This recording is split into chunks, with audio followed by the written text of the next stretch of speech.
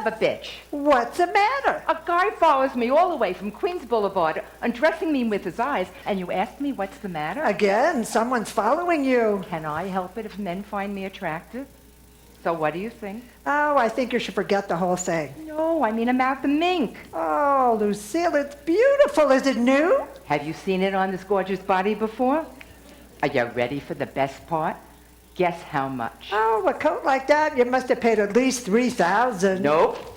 Less? Much. Wow, $2,500. Don't tell me it was under $2,000. 1950. I'm fainting. Is that a steal or is that a steal?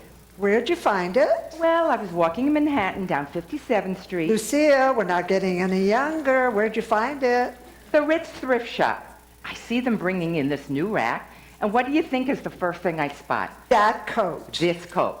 Only one thing bothers me. What? Knowing it was someone else's. I mean, who knows who this person is? All I know is that she didn't look half as good in it as I do. So, what are you worried? You got a gorgeous coat at a great price. Why would she give this coat up? Who knows? Maybe she died. Oh, my God, I didn't even think. This poor woman could be dead. The poor thing could have been wearing the coat, crossing the street, and gotten hit by a car. It's not marked anywhere, is it? Oh, no, it's perfect. There's not a scratch, except for that tire mark down the back. Oh! No, I'm just kidding. There's nothing on it. Oh, let me try it on. My pleasure. So, how do I look? Do the words Lana Turner mean anything? Maybe I'll take a look-see. Maybe they'll have another one. I'll pick one out, fur from head to toe. Nah, I don't need it. Ida, nobody buys a mink because they need it. You buy support hose because you need it. You buy a mink because you want it. Then I don't want it. Besides, I couldn't afford it. Where did you get $2,000? Oh, one of Harry's municipal bonds came through. I wonder where Doris is. You know, I figure she'd be here already. I can't believe it's already her 4th anniversary. Today's her 4th anniversary? I completely forgot. How could you? I can't keep up with the dates anymore. And where have you been? Oh, fine, thank you. And how are you? We've been worried sick. What took you so long? I overslept. And so how are you? Good. You look different. Oh, I dropped a couple of pounds. So what do you think of this day? Nice. Nice. A more beautiful day couldn't be invented. The leaves are just starting to fall. The colors are incredible. And Abe's plot is going to look lovely. I'm sure it's going to look terrific. Who could believe 4 years ago today? You remembered? I didn't think you'd remember. Of course I remembered. How could I forget? It was almost exactly a year before my Harry died. That's Murray. What's Murray? Murray, Ida's Murray. He died the year before your Harry. Murray died the year before Harry? Of course. Abe died 2 years before Murray. So Harry died the year before Murray. That's what I'm trying to tell you.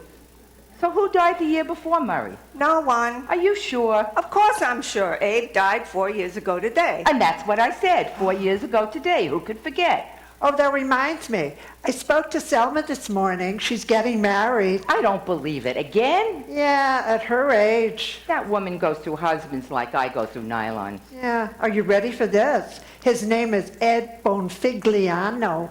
Bonfigliano? Selma Bonfigliano? So Selma's marrying an Italian. Well, she never liked being alone. Oh, you don't like being alone. You get a dog, not an Italian. Listen, I think it's time we should be going. I don't want to be late. What, if you're a little late, he leaves? I'm sorry. You know, it's cold A out. little chilly. It's perfect. The cemetery's going to look great. That'll be fine, I'm sure. So Doris, what do you think of my coat? Gorgeous. Guess how much? For something like that, if it's secondhand and you got a good price with a little haggling, you should have paid maybe no more than $1,500.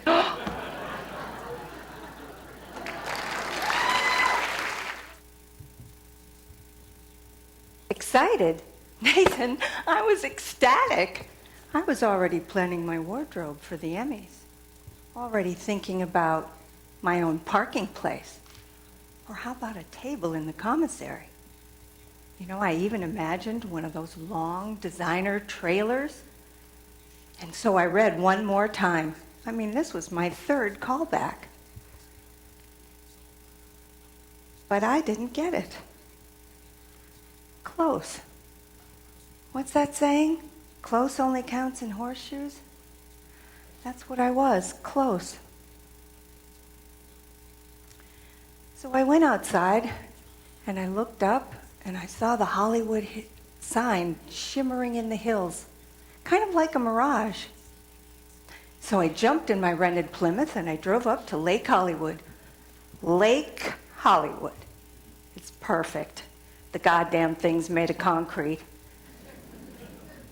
As I walked around, all I could think about was, are there fish in this lake? So I asked somebody. I actually walked up to this worn down, middle-aged looking guy and said, are there fish in this lake? You know what he said? Lady, this is Hollywood. No fish but the sharks. No bottom but the slime. And no princes except for the frogs. And we both laughed. I came home 2 weeks later.